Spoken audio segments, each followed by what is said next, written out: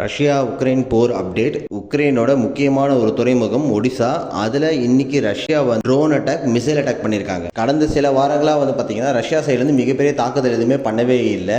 நேற்று உக்ரைனோட ஒடிசா துறைமுகத்துக்கு முக்கியமான 2 கப்பல் வந்திருக்கு. உடனே ரஷ்யா 30க்கும் அதிகமான ட்ரோனில் தாக்குதல் பண்ணியிருக்காங்க.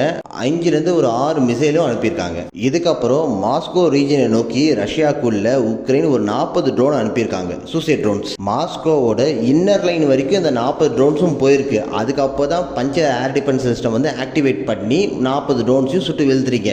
உங்களோட first layer air defence system என்ன பண்ணிட்டு இருந்துச்சு? அதான் இங்கே இருக்கக்கூடிய கேள்விக்குரிய. ஃபஸ்ட்டு லேயர்லேயே நீங்கள் அந்த ட்ரோன்ஸ் எல்லாம் சுட்டு வீழ்த்திருக்கணும். ரஷ்யாவோட பார்டரை கிராஸ் பண்ணும்போது நீங்கள் சுட்டு வீழ்த்திருக்கணும். அப்போ தான் அது கரெக்டாக இருந்திருக்கும். ரஷ்யாவில் இது ஒரு மிகப்பெரிய ஒரு பாதுகாப்பு குறைபாடை தான் நம்ம பார்க்க முடியாது. ரஷ்யா கிட்ட பார்த்தீங்கன்னா ஒரு 6-7 ஏர் டிஃபென்ஸ் சிஸ்டம் இருக்குது. ஆனால் அதெல்லாம் தாண்டி ப்ரீச் பண்ணி உக்ரைனால் இந்த மாதிரி ஒரு அட்டாக்கை பண்ண முடியுதுன்னா வேற லெவலில் உக்ரைன் சம்பவம் பண்ணிட்டு இருக்காங்க. இந்த இடத்துல இந்த ட்ரோன்ஸ் எல்லாத்தையுமே ரஷ்யா தடுத்துட்டாங்க, சுட்டு வீழ்த்திட்டாங்க. ஆனால் இது ரஷ்யாவுக்கு வெற்றியா? இது கிடையாது.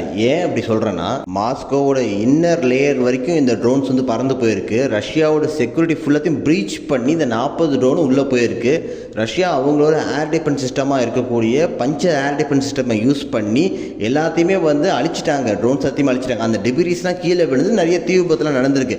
ஆனாலும் இந்த இடத்துல என்ன பார்க்குறோன்னா, உக்ரைன் ட்ரோன்ஸ் பார்டரை கிராஸ் பண்ணும்போது நீங்கள் அதை தடுத்து நிறுத்திருக்கணும். அதை நீங்கள் எலக்ட்ரானிக் ஜாமர் பண்ணியிருக்கலாம், இல்லைனா சுட்டு வீழ்த்திருக்கலாம். ஆனால் இதை மாஸ்கோ வரைக்கும் வர விட்டுருக்கீங்கன்னா இது ரஷ்யாவோட ஃபெயிலியராக தான் இந்த இடத்துல பார்க்கப்படுது. நன்றி, வணக்கம்.